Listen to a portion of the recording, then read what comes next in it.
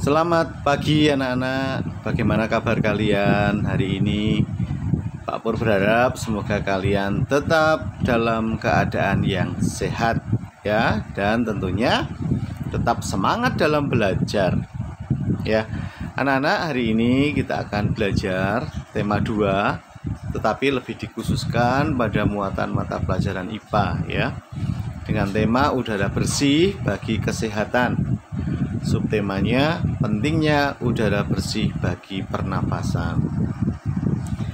Tujuan dari pembelajaran kita hari ini, dengan mencermati teks bacaan yang disajikan, siswa mampu menemukan informasi tentang penyebab terjadinya gangguan pada organ pernafasan manusia. Dengan mencermati teks bacaan yang disajikan, siswa mampu menemukan informasi tentang berbagai penyakit yang berhubungan dengan organ pernapasan manusia. Dengan mencari informasi dari teks bacaan, siswa mampu membuat bagan penyebab berbagai penyakit yang berhubungan dengan organ pernapasan manusia. Baik anak-anak, sekarang mari kita lanjutkan pelajaran kita hari ini. Anak-anak coba perhatikan gambar itu ya. Dayu dan teman-temannya sedang berjalan ya, pulang dari sekolah. Yang mereka lakukan itu, mereka menutup hidung dengan sapu tangan, ada yang dengan tangan ya. Nah, mengapa Dayu batuk-batuk anak-anak? Karena Dayu dan teman-temannya batuk-batuk karena menghirup udara yang tidak bersih, yaitu asap yang berasal dari kendaraan yang lewat. Itu sehingga batuk-batuk lalu menutup hidungnya dengan kain, dengan sapu tangan dan sebagainya. Mengapa kita merasa nyaman saat berada di bawah pohon rindang? Nah, anak-anak, kita merasa nyaman pada saat berada di bawah pohon yang rindang itu karena apa? Pohon tersebut pada siang hari mengeluarkan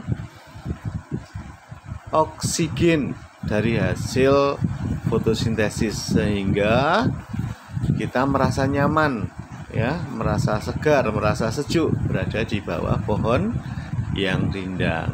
Oleh sebab itu hutan itu karena banyak pohonannya dinamakan atau sering disebut sebagai paru-paru dunia. Karena apa? Menghasilkan banyak oksigen ya. Anak-anak, apa saja penyebab terjadinya gangguan pernafasan? Nah, ada banyak faktor yang menyebabkan gangguan pernafasan. Yang pertama, faktor fisik. Kalian lihat gambar di samping ya anak-anak ya. Nah, adanya kelainan pada organ pernafasan dapat menyebabkan gangguan pernafasan. Misalnya pada bayi terlahir dini atau bayi yang lahir prematur seperti pada gambar itu ya. Organ pernafasannya mungkin belum sempurna sehingga memerlukan alat bantu pernafasan.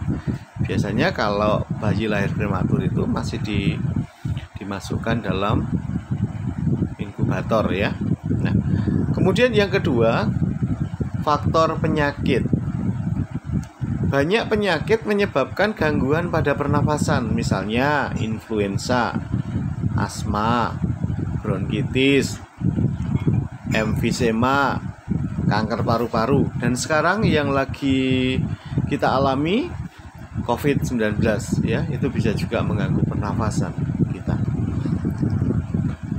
Yang ketiga, faktor lingkungan anak-anak. Kalian lihat gambar di samping, lingkungannya seperti apa? Itu banyak pabrik mengeluarkan asap yang tebal ya anak-anak ya.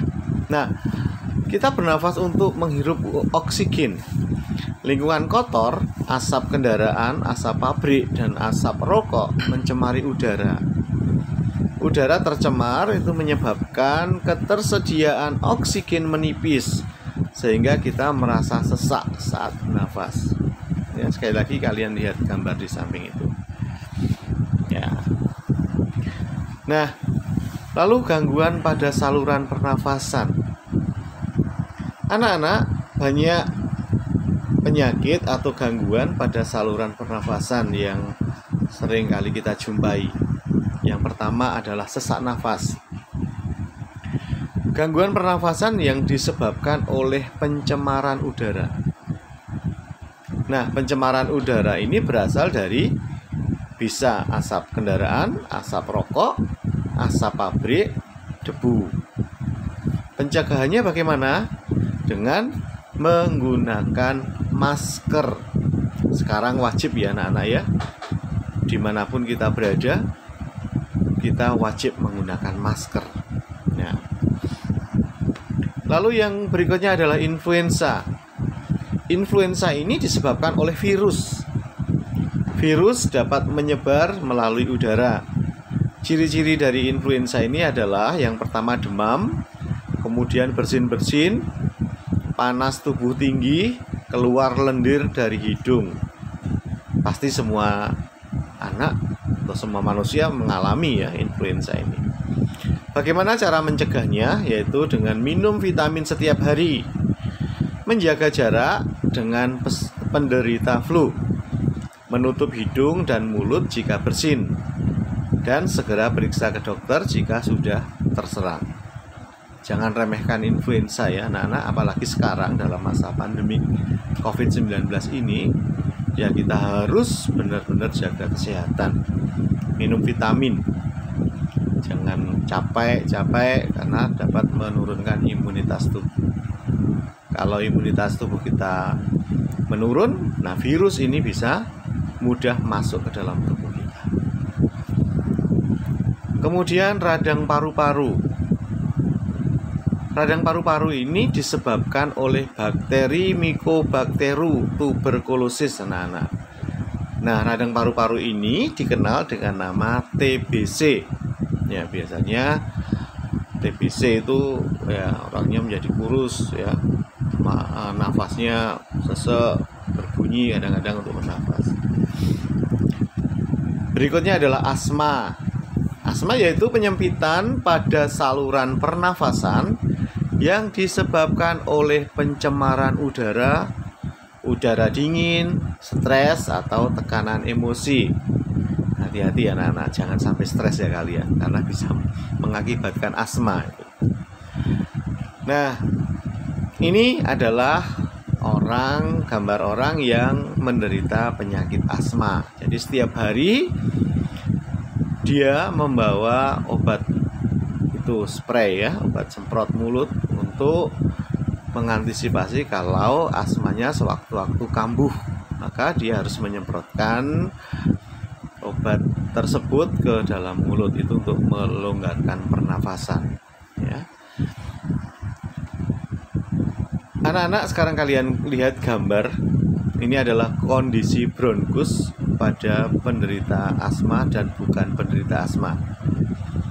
Yang sebelah kiri kalian itu adalah bronkus normal, artinya bronkus orang yang tidak menderita asma. Kalian lihat ya, lubangnya lebar, saluran udaranya lebar, sehingga kita akan mudah untuk bernafas, mengambil oksigen sampai kepada alveolus ini ya. Sedangkan pada penderita asma ini bronkus yang sakit, kalian lihat ini yang menyebabkan nafas kita sesak. Ini lubang di bronkus itu mengecil gitu ya.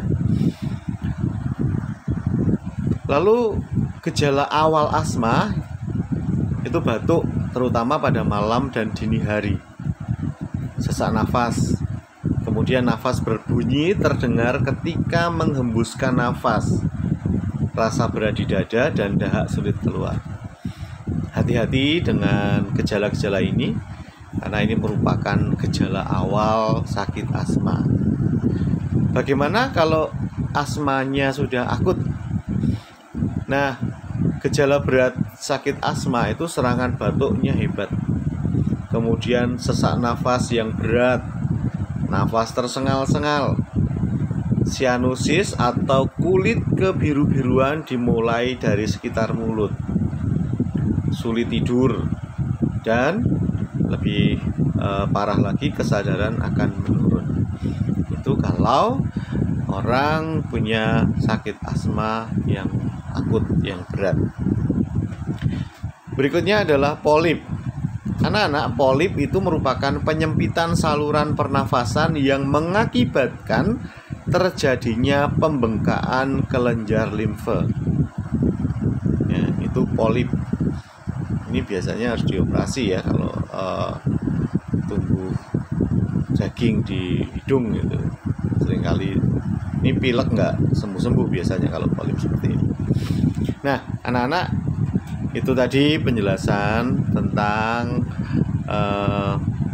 beberapa penyakit yang bisa mengganggu pernafasan dan faktor-faktor yang menyebabkan gangguan pada pernafasan.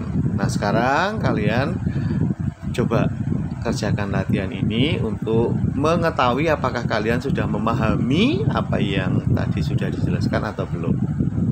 Ya, silahkan dikerjakan di buku latihan IPA kalian. Ya, anak-anak, demikian pelajaran kita hari ini. Tuhan memberkati dan terima kasih.